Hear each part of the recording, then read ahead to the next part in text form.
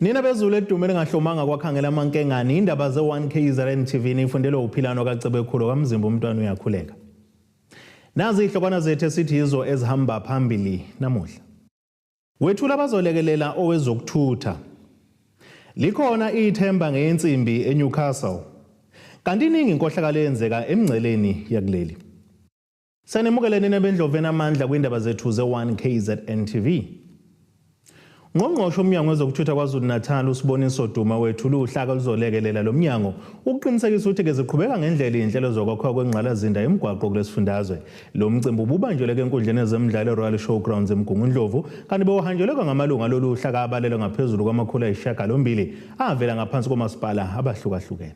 Ungqongqoshe wezokuthutha KwaZulu-Natal uSiboniso Duma uthi abantu abaqashiwe ngaphansi kohlelo lomnyango olubizwa ngama-Transport Forum bazoba iso kanye nendlebe yomnyango lapho ungakwazi ukufinyelela khona.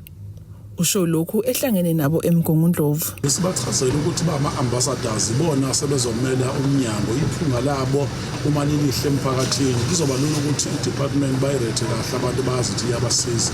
Siyabatshela-ke futhi nakhona ukuthi-ke umuntu osuke umholi endaweni uhola ukuthi azehlise azindlale kubantu bamthande ngokuthi abantu izikhalo zabo uyakwazi ukuzilekelela. Akusho ukuthi nje sebethoyile ithuba bekuyibona bodwa khona into abafunde ngaphezulu kwabo emphakathini abangakhethiwe. So uNkulunkulu benzela umusa ne-department izosebenzisana kahle nabo kodwa saphinde sachazela-ke manje ukuthi kusuka manjena usuku nosuku kufanele sikwazi ukubathola emphakathini, kufanele sikwazi ukuthi babe accessible so that ingagcina uthola bayalinda isikhathi eside isimo sethu soshintsha ngaleyo ndlela. Uhulumeni kubantu sikhuluma lezo zinto kunama-war room kakhona kona wonke ama-ward sekuyoba lona i-Department of Transport simbone kuma-war room kulawo ma-clusters ababekele wona ngoba isona simo sikwazi ukuthi umnyango ephilisa izikhalo zakhona njengoba zifike on time sikwazi ukuphinde zibambezeleke phinde zibuye zibuyisane. Uqashiwe kulolu hlelo uthi bawuqonda kahle umsebenzi obahlalele. I-Transport Forum umuntu ozomela i-government ukuze kwazi ukuthi umsebenzi usheshe emakhaya nasemphakathini. Inkosi yesizwe samaMpumuza ithi abantu abaqaphe izinto zabo. Njengoba namhlanje size entweni yemigaqo ake sibuyele kolidala sazi ukuthi imigaqo eyethu nathi njengama-forums njengoba sikhona ke siyothi masiyihlondo umlomo kahulumeni ke sitshela abantu ukuthi imigaqo kuyona kahulumeni eyethu. Uhulumeni is there to support thina. Khona okuncane kufanele sikhiphe u50 rand ekuthokonakele emgaqweni. Uma kuthiwa kuvaleke ipayipi abasebenzi abafuna ukulokhu nasikuthathe nathi sikwenze sidlule siye phambili. So ngalawo mazwi umuntu uthi ake sibuyele ebuntwini esibabantu. Umuntu wayekwazi ukuphatha kahle into yakhe. uDuma uthi bathule uhlelo olubizwa nge-call center okuwucingo lomnyango olungashayelwa kubikwe zonke izinto eziqondene. I-call center you-24 hours kusho ukuthi nawe abathiwa ubona isimo sezulu sishintsha sekhona ibhlorho eligcwele uyakwazi ukufona ukuthi abantu endaweni ethile kaKhopi bangabe sadlula emfuleni uthukela umfula usugcwele yafisa ungaphesheya sidlulise lonto ukhona uzothi hayi lo mphakathi wabike ukuthi khona umgwaqo khona usokonto kasibone ngathi khona into angayenzi kahle. Lo mphakathi wanikeza umgwaqo khasiyancoma ukuthi isimo sakhona sabeka sashoda ngebhlorho mhlawumbe lisesikoleni. Inhloso yethu ukuthi wasithatha ama-agents abantu abazokwazi ukucommunicate ngolimi lwesintu baphinde bacommunicate nalesingisi. Ezindabeni ze1KZN TV ku-Ayanda Dube ngisemgungundlovu. Ngqongqoshe umnyango wezokuthuthukiswa komnotho KwaZulu-Natal umfundisi uMusa Zondo seqinisekisile ukuthi ke zikhona indlela abanazo zokuzama ukuvimba kokudilizwa kwezisebenzi zenkampani yensimbi yaSelometal eseNewcastle enhlaneni kaMthaniya. Lokhu kuze emva komhlangano ababenawo nobuholi bukazwelonke lapho bedingide khona okungenziwa ukuvimba lokhu njengoba kuzolimaza abantu abaningi bakulesi sifundazwe nokuzoholela ekutheni kuthikamezeke nomnotho wabo. Ungqongqoshe womnyango wezokuthuthukiswa komnotho KwaZulu-Natal uMusa Zondi uthi usexhumanile nobuholi bukazwelonke ngodaba lwenkampani yaSelometal. Uhulumeni sixoxisana ne-national government ukuba sikwazi ukuba silwe nalenkinga ngoba phela udaba lwezimboni ezimele ezingenzi kahle ihlangabezana nezingqinamba. Uhulumeni uselwenzile uhlelo lokungenelela ukuba lesi simo singabe ilenhlekelele ekhona. Kodwa inkinga ekhona akasiphethe kahle umphathi wakwa-ArcelorMittal. Ayikho into angayazi ngoba makuxoxwa ekhona uCEO. Uqhube ngokuthi ukuvalwa kwale nkampani kuzoba nomthelelo omubi kuleli dolobha kanye nesifundazwe sonkana. Ukuvalwa kwale firm eyakha insimbi kuzoba nomthelelo omubi wokuba kugcine sekuvalwe kwaphela nedolobha laseNewcastle ngoba iyona firm enabantu abaningi. Even though ibalo zithi 3,500 abanye babo base-Vanderbilt Park kodwa la eNewcastle is 2,500. So lo 2,000 ke usho ukuthi uzoba nomthelela omkhulu kakhulu ngoba each worker is estimated to be supporting 12 other people. Uphinde waveza ukuba uhulumeni uzongenelela ukuze bevimbe umonakalo ongahle wenzeke. Kodwa ke thina ngoba sibonelela ukuthi i-negative social impact ingenzeki. Yingakho uhulumeni esukumile wayofuna ama-loans nakho konke sifunela bona. O-IDC, u-IDC yinhlangano kahulumeni eyibolekisa ngemali. Uba bakwazi ukuba baqhubeke ba-operate, uba kungenzeki lokho kuzokwenzeka. Ngakho-ke sithi awehla amaphapha emphakathini. Kusaxoxwa ngalolu daba, selivuthiwe nomongameli wezwe selisukumele salingenelela, sekusele nje kuphela kuMinister we-Department of Trade and Industry and Competition akwazi ukumemezela i-final outcome. Thoba Dladla ezindabeni ze1KZN TV ngiseNewcastle.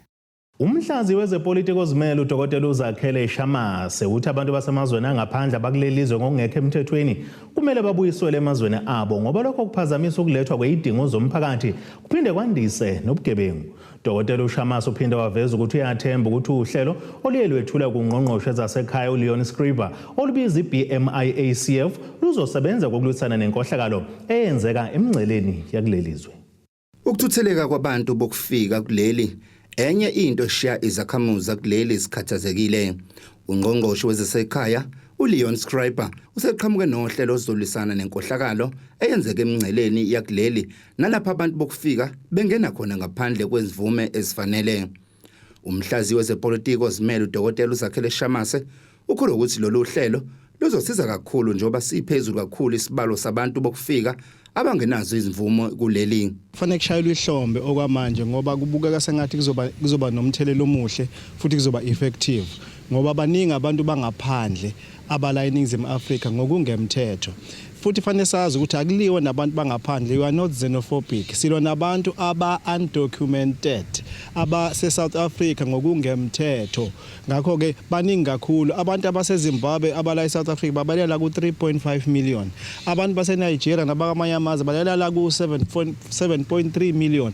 Ukusho ukuthi ngamanye amazwe eNingizimu Afrika sithi thina sina 65 million people kanti sina 80 sina 90 million people. Ingakho manje idingo nqange ezingenzeki kahle nezinto nomnotho ungakhuphuki kahle. Lokho ukuvimba abantu bangaphandle nokungena ngemthetho emngceleni esikhola ukuthi nje ubungqongqoshe ethembisile uzosebenzisana ne-SIU asebenzisana ne-SAPS asebenzisana ne-SADF kusho ukuthi kuzaba khona ukuqina komthetho nokuthi abantu bangaphandle abangekho emthethweni la eNingizimu Afrika hayi ngoba sizinophobic kodwa ababuyele makubo babuyiselwe ekhaya mabetholakala ngobuningi babo. uShamase uthi ukuthutheleka kwabantu bokufika kuleli kunomthelela ongemuhle ikakhulukazi kwezomnotho kanjalo nobugebengu obuhleliwe.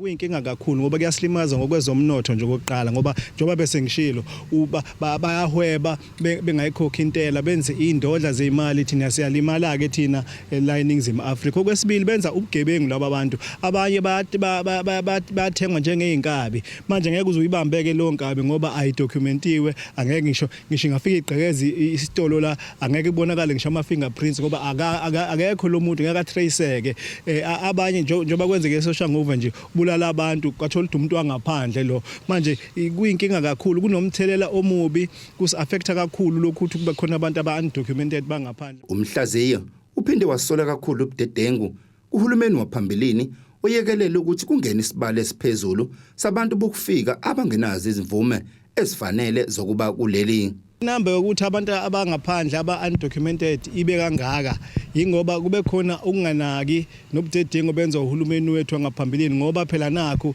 ezwelana nabantu bangaphandle ngoba bazwelana nathi ngesikhathi somzabalazo wenkululeko. Manje kusilimaze kakhulu nathi sathena a blind eye on this problem singazi ukuthi izojike akekho ngisho noyedwa umuntu waseNingizimu Afrika undocumented ongamthola eNigeria, akho ngisho noyedwa umuntu waseNingizimu Afrika undocumented ongamthola kwelinye izwe ngisho eGibhithe ngisho kuphi ngisho eBurkina Faso. Kubukeka sesikhulu isikhalo ngabantu bokufika kuleli njengoba bakuleli bekhala ngobugebengu okuhlanganisa nesidakamizwa ezibulala ikusasa lentsha yakuleli. Ezindabeni ze-1 KZN TV kubika uThabani Maphumulo eRichards Bay. Ake sithi ishelele itore nenebeselo sophinde sibuye futhi nezinye zindaba.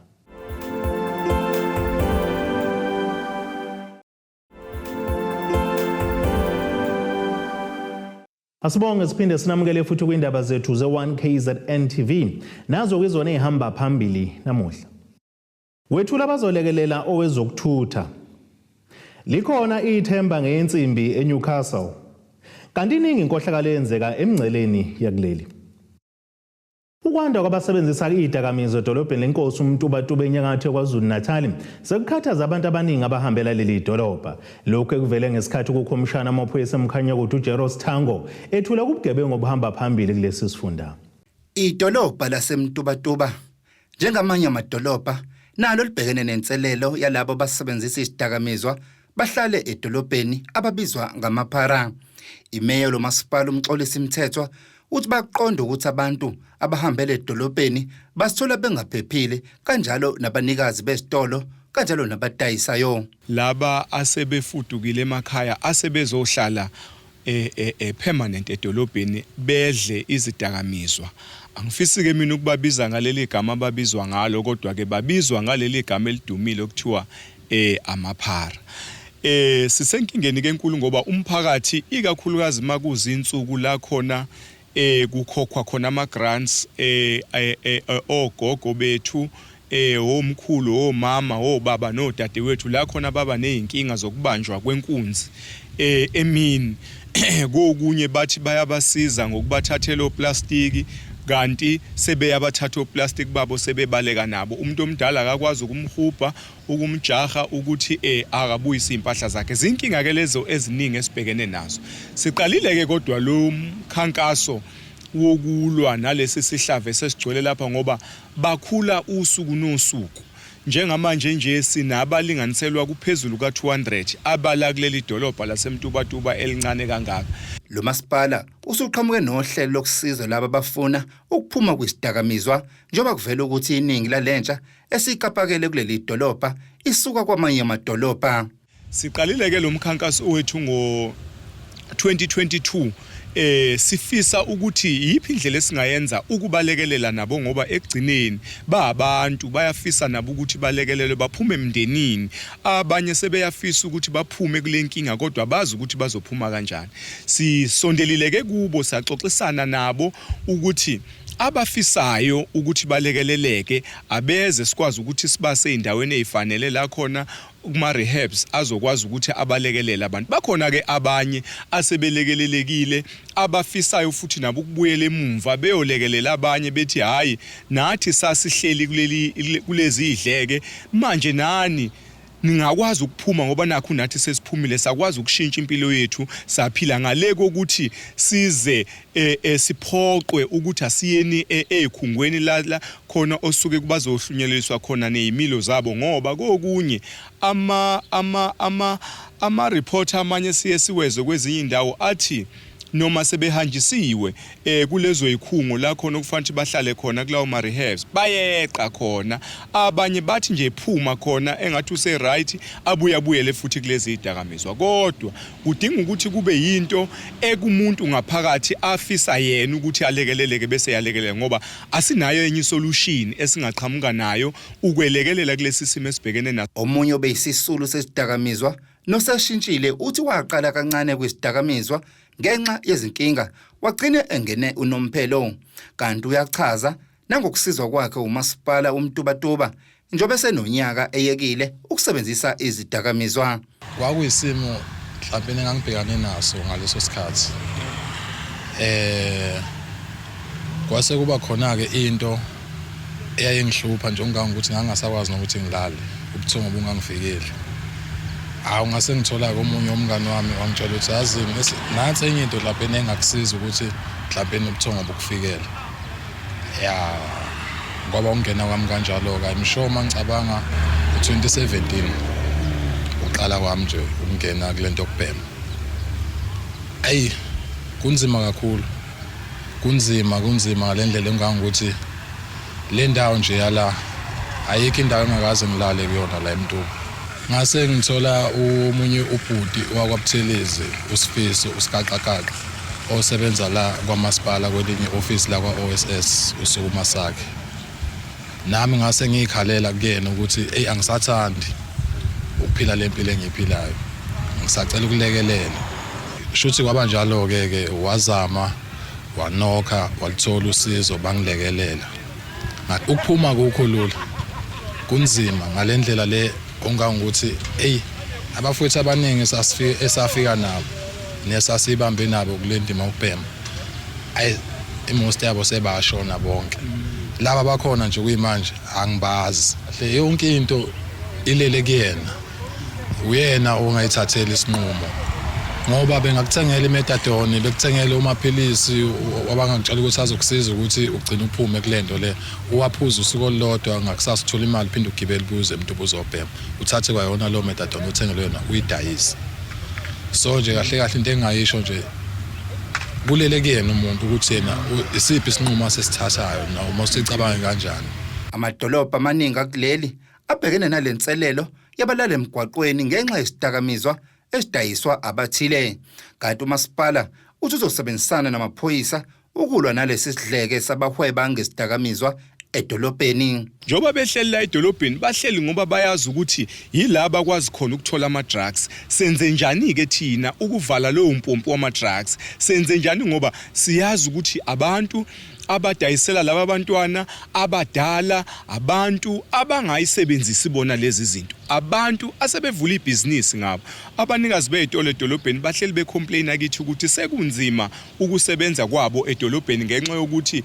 abantu kunezitolo abangasafuna ukungena kuzo ngoba bayazi ukuthi eminyango noma ekhoneni mabephuma kuleso store bazophuma bahlangane nalamaphara ezidabeni ze-1 KZN TV kubikuthi abantu maphumulo eMtubatuba Ngqongqoshe umnyango wezolimo kwaZulu-Natal uThembeni kaMadlopha Mthethwa uthi sebegomeka inkomo engaphezulu kweinkulungwane ezingama40 lokhu zemva kwesifo kesibhebhethekayo kehlasela izinkomo esaziwa ngokuthi isifo samatele. Ungqongqoshe kaMadlopha Mthethwa uphinde wagcizelela ukuthi ke kufanele balekelelane nabafuyi ukuze kunqotshwe lesi sifo. Ungqongqoshe womnyango wezolimo uThembeni kaMadlopha Mthethwa uthi sebegoma izinkomo ezingaphezulu kwezinkulungwane ezingama20 kule ndawo. La sesigome inkomo ezingaphezulu ka40,000 ngesikhathi ku2 weeks back kodwa sithe njengoba lo daba umuntu selixoxile kwicabinet sakhuluma no Premier Province sase sithi uma ngabe siza la kufanele kube ingxenye futhi ukuxoxa kokugonywa ngime namhlanje nje kuwa 12 ngambile ngayidiphini kuqoqwa abafuyi ngakhuluma nabo ngibachazela ukuthi siyababonga ngoba bayabambisana nathi inkomo zabo sebeyifuyile kodwa manje sikuprocess yokusweeper out sayigome inkomo sifuna ukuthi kungabikho umuntu othi ezami ziwu20 kodwa ngigoma u15 siqedela ezayisela ukuze kungabikho inkomo yase amajuba engajuvi. Uqhube ngokuthi uma inkomo isigonyiwe bayibeka uphawu njengomnyango. Futhi sibachazela abantu ukuthi uma isijovi ukhombisa ukuthi ijovi sifaka uF senzela ukuthi noma umuntu osuka kuphi abone ukuthi le ndawo isigomile ngakho abantu abangasho ukuthi manifaka uF selithi inesifo cha isho ukuthi igomile. Okunye esikwenzayo njengoba sigoma uma sifica inkomo zinezifo sesigoma zonke uma sifake umjovo wamandla umjovo obulala ikelemu umjovo obhekana nazo zonke nje izifo ekhona kodwa okuhle nengahle ngikusho ukuthi siyabambisana nabalimi kukhona abanye insizwa zendawo ebeyisuka ngaphandle kwale province efike zathi ezethi inkomo azifakwa ke inombolo but siyabachazela siyabagqugquzela siyabacela ukuthi akubanjiswana abanye sebeshintshile ke sicishe sesiqedile nje ngempela le ndawo ngaphandle ukuthi siyayiphina. Kanti obesencanca abantu ukuba beyithathele phezulu kuba nezingadi emakhaya kanye nasezikoleni. Siqhuqhuzela kakhulu njengoba ngilana nje ngifike siphethe ngisho izithombo ngikwazile ukuthi esikoleni esinye nje sodwa sifikile la okufike mina khona. Safika salungisa ingadi satshala sashiya nezithombo sibaqhuqhuzela futhi abantu abeluleki bashilo ukuthi imaterial ikhona izithombo ikhona abantu abeze sibanikeze izithombo batshala. Yizo ukuthi umuntu lapha kade ngikhona bengigxile kakhulu edolobheni but nala emakhaya ngiyababona abantu nje ubona kunenkosi lapha yakwamabaso ethi nje ngizele wena sizocela ukuthi siyolungisa udaba lwemfuyo silungisa udaba endaweni yasemadlangeni lokusuka kotshani ukuze ukuthi mekufika ubusika sibe sesilungile nathi siready ngizobona ukuthi yini singayihlanganisa uma sekukhuluma inkosi sibone ukuthi singayisiza kanjani. Kube kuthobeka Dladla ezindabeni ze1KZN TV ngiseNewcastle. Uthisha nhloko wesikole samabanga aphezulu eMpangeni High School eNyakatho KwaZulu-Natal uSizwe Zwane uthi selokhu angena kulesi sikhundla kuningi asekwenzile ukuthuthukisa imfundo. Umangethe ukusho lokhu njengoba kule nyanga ehlanganisa iminyaka eyisikhombisa eholele lesikole. Uthi njengesikole ke basungula umbono kanyaka u2030 abahlose ngawo ukuthi ke siqhudelane nezikole zamazwe omhlaba. I'm SD Zwane, the principal of Empangeni High School. Uthisha nhloko wesikole Empangeni High uSizwe Zwane uthi akubanga lula ukuthatha izintambo uhola kulesi sikole kodwa kuyibambe ishisa njengoba manje besungula umbono ka2030 ukuze kulesi sikole siqhudelane kanye nesikole zamazwe omhlaba. La sathi khona asenze Empangeni High School in terms of vision yayo ibe an internationally recognized school. Mission yakhona sesithi cha we need to produce globally competitive learners ingane ke ezohamba umhlaba wonke nje zisimela kahle kuma areas of sport culture nokubala ama academics. So sibonile ukuthi sathi futhi sifuna ukintroduce nama subjects amasha afana no coding and robotics or marine science, sports science. Lesi sikole singesinye sesikole esenza kahle kakhulu kwimpumelelo kamatikuletsheni esifundeni ekhingcetshwayo ikakhulu ezifundeni ze-maths ne-science. Ngokwe performance ka grade 12 from nje siqala we started the scholar sasiku 89.5% ngokwe pass rate yaso.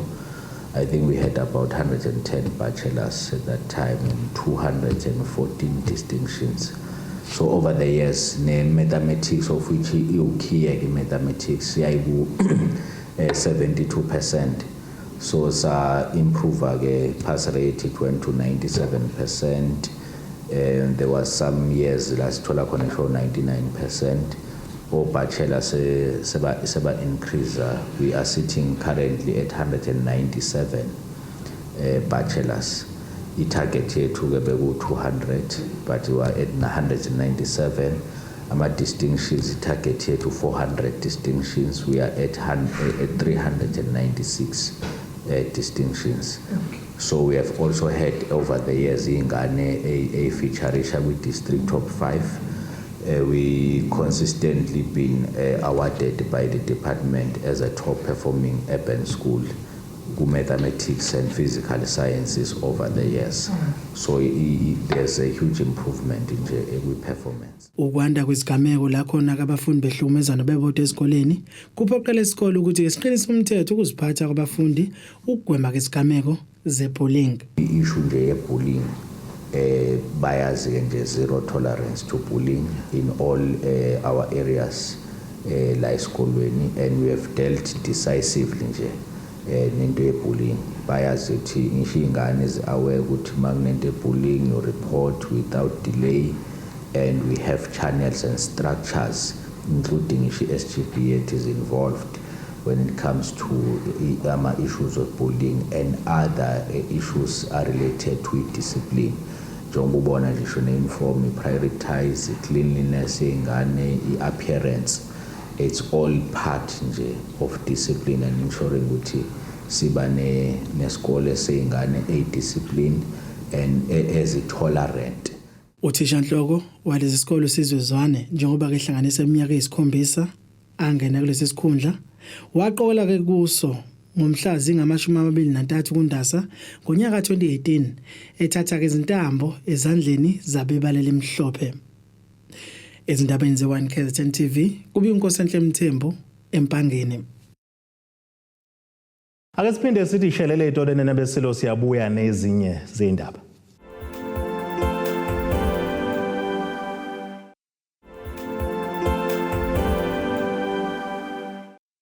Asibonge siphinde sinamukele futhi kwindaba zethu ze1 KZN TV. Nazo ke zona ehamba phambili namuhla. Wethula bazolekelela owezokuthutha. Likhona ithemba ngensimbi eNewcastle. Kanti iningi inkohlakalo yenzeka emngceleni yakuleli. Ake sibheke engosini yezomnotho.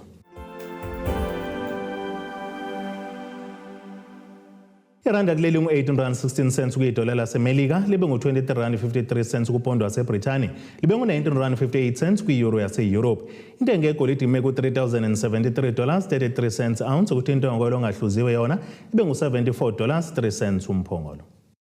Ake sibheke engosini yezemidlalo.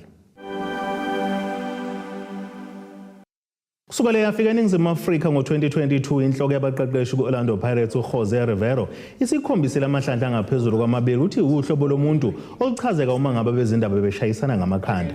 Kulezi insuku ayikho indaba ekhulunywa abaxhumene nePirates njengokusondela kweinsuku zokuphela kwenkontileka lomqeqeshi odabuka eSpain okuzokwenzeka ezinyangeni ezimbili ezizayo. Ngaphandle kokulala kwesibili amahlandla amabili kumqhudelwano weBetway Premiership nenkomisho eyinhlanu sezoleke nePirates kusukela ngo-2022, uRivera kazelo okuningi ebholeni lasemzansi. Kunalokho waziwa njengomqeqeshi nje owacwecwaya amazwi akhe uma ngabe ephambi kwabindaba. Ake sibheke nasesimo sezulu esingalindeleka.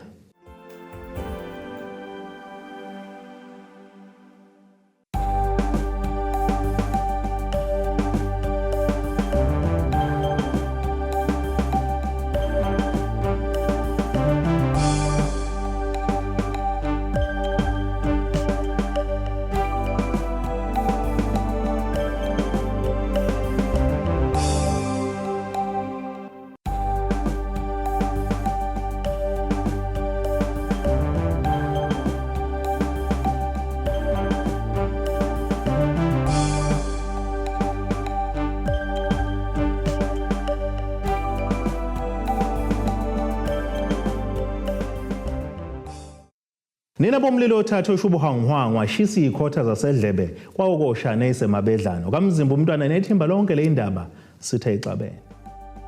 Abethuli bethu bezindaba baxhaswe iThulis Bayview Bridal. Ungabashayela kulezi zinombolo ezivelile.